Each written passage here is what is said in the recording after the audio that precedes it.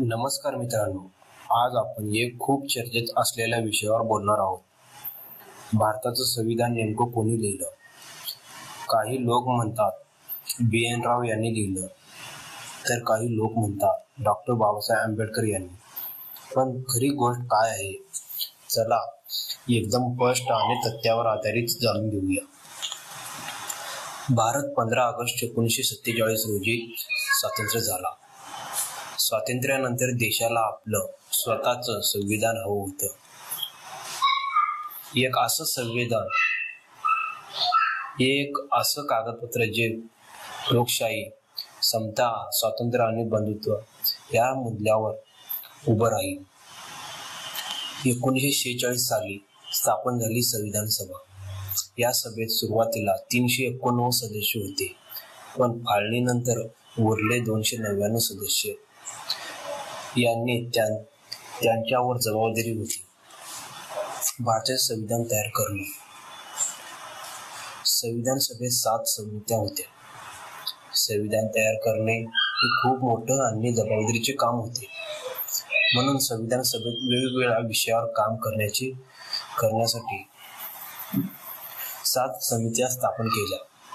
त्यांना एकत्र 7.5 समित्या असं म्हटले जायचं.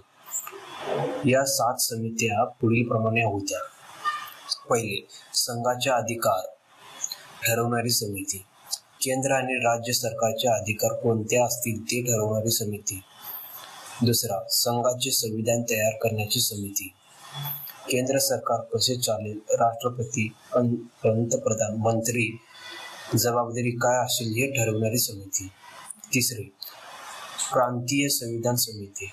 राज्याचे प्रशासन, राज्याचे अधिकार आणि त्यांची मर्यादा ठरवणारी समिती.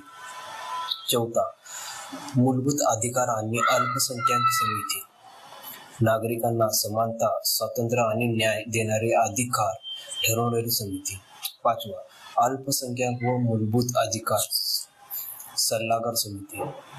अल्पसंख्याक समाज, आदिवासी व अनुसूचित जाती जमातीच्या हक्कावर काम करणारी समिती. सहावा, कामकाज नियम समिती. संविधान सभेत कामकाज कोणत्या नियमानुसार चालेल हे ठरवणारी समिती. सातवा, ड्राफ्टिंग कमिटी. ही समिती सर्वात महत्वाची, कारण हिनेच प्रत्यक्ष संविधानाचा मसुदा तयार केला आणि या समितीचे अध्यक्ष होते डॉक्टर बाबासाहेब आंबेडकर.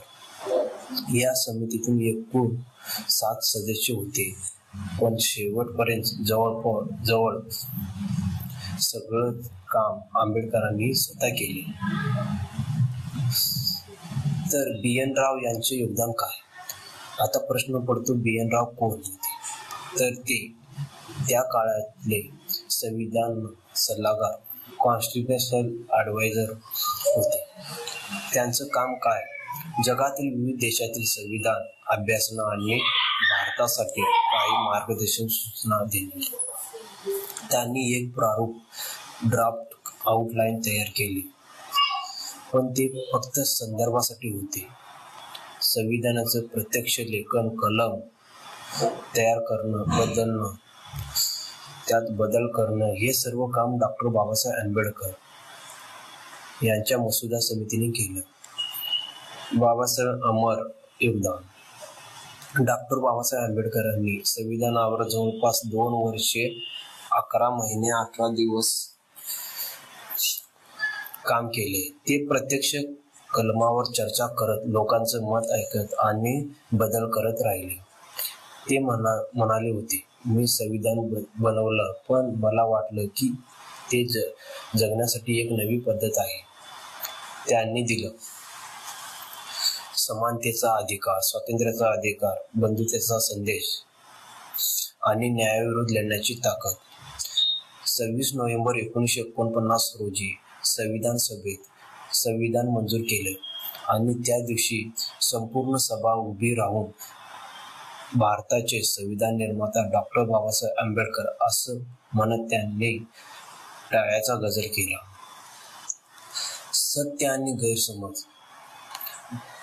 आज काही लोक मुद्दाम सांगतात की संविधान बी.एन. राव यांनी लिहिलं, पण हे अर्ध सत्य आहे. त्यांनी सल्ला दिला, पण संविधानाचं विचारमूलक आणि लेखनाचं काम डॉक्टर बाबासाहेब आंबेडकरांनी केले.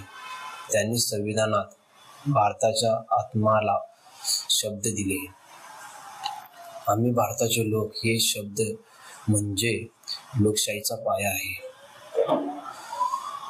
म्हणून मित्रांनो, जेव्हा कोणी विचारेल भारताचं संविधान कोणी लिहिलं, तेव्हा ठामपणे आणि स्वाभिमानाने सांगा, भारताचं संविधान लिहिले ते भारतरत्न डॉक्टर बाबासाहेब आंबेडकर यांनी. त्यांच्या विचारामुळे आज आपण स्वातंत्र्य झालो. त्यांच्याच विचाराने स्वातंत्र्याने जगतो, बोलतो आणि स्वप्न पाहतो. जय भीम. नमो बुद्धाय. धन्यवाद मित्रांनो. व्हिडिओ आवडला असेल तर लाईक करा, शेअर करा आणि चॅनलला सबस्क्राईब करा. कमेंटमध्ये जय भीम लिहायला विसरू नका.